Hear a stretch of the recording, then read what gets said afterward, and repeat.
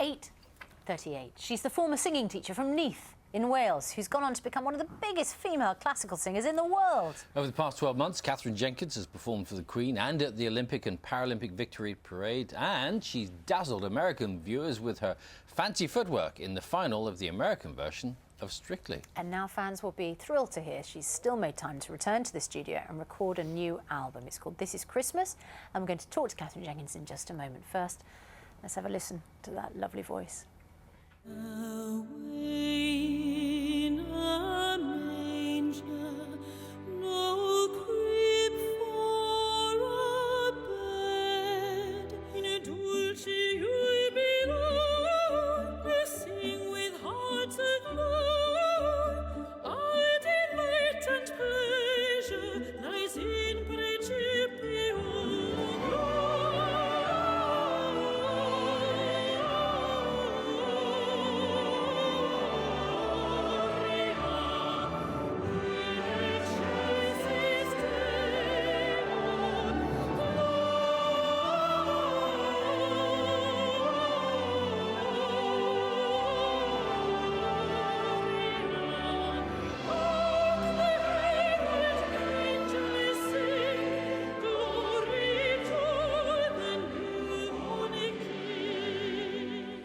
Oh, it's gone all Christmassy. Oh, it has. I mean, like, really Christmas. We discussed Christmas dinner this morning in Panto. Now we've got some lovely, lovely Christmas carols. Very good morning to you. Morning. Have you done a Christmas album before? Is this your... I haven't. It's your very first Christmas. It's my very, very first Christmas album, and I love Christmas. So many of my memories are being, you know, a chorister back in Neath in South Wales. So I wanted to make an album that was, you know, reminiscent of all those lovely things and times with the family and singing and all that. And a wonderful warm way to end the year after, well, it's not really been a very busy 12 months for you, has it? It's been a crazy 12 months. It's been a year that's really taken me by surprise. You know, I had no idea how it was going to all end up at the beginning of the year. Was a little strange, but it's been wonderful. I feel very blessed by 2012. When did you know you were going to be an ambassador for the Olympics and you were going to be singing for the Queen in the Jubilee year? Did you know when you woke up on New Year's Day? Was all that kind of on the diary, on the planner? No, that was something that came, I think, a few months into the year.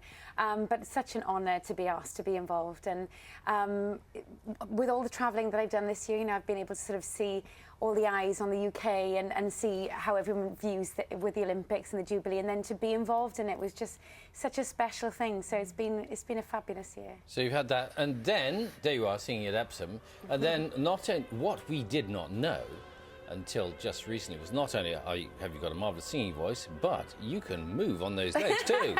Hey?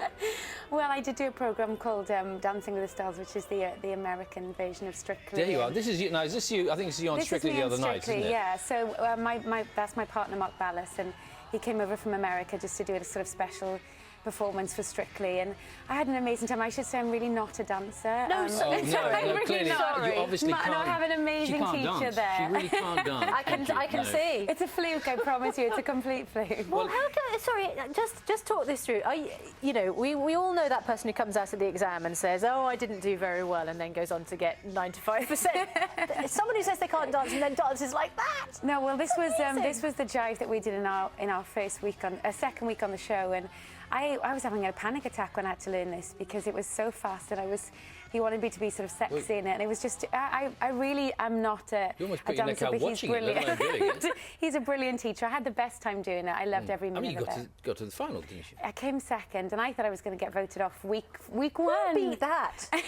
Well, there was Donald Driver, who's a sort of all-American football hero over there, and he's a lovely guy, and I would have voted for him as well. You know, he's really nice. Was it very odd going and doing Dancing with the Stars? Because over in America, not probably before you started as famous as you were over here, and so therefore quite hard to compete alongside people who are big household names. Well, that's why I thought I'd go out week one, because nobody, unless you knew classical music, you didn't know who I was.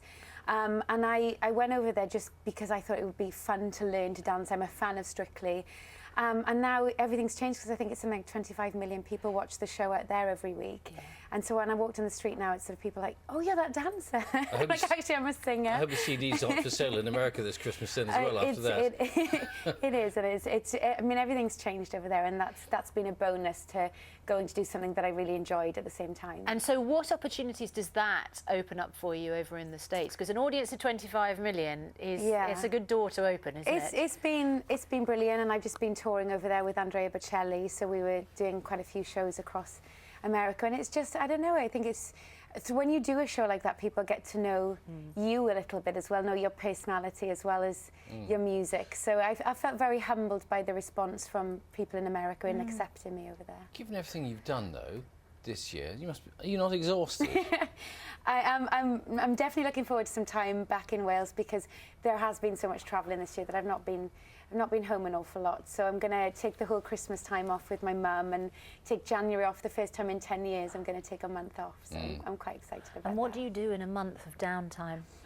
Catch up with friends and go and see family, and I will go and take a little bit of a break in the sunshine, but and a little rest of my voice. Oh, I was going to say about the voice, because do you have to say how much rest time do you have to give it, and how much do you have to do regular? Do you have to practice it? Exercise it every day? Or? I don't sing every day, but I'm on tour at the moment, so I have a concert tonight in Birmingham, and I was singing yesterday in Belfast, so I've actually gone 25 hours without speaking until I arrived at the studio today. Really? Is this I the didn't first speak. time?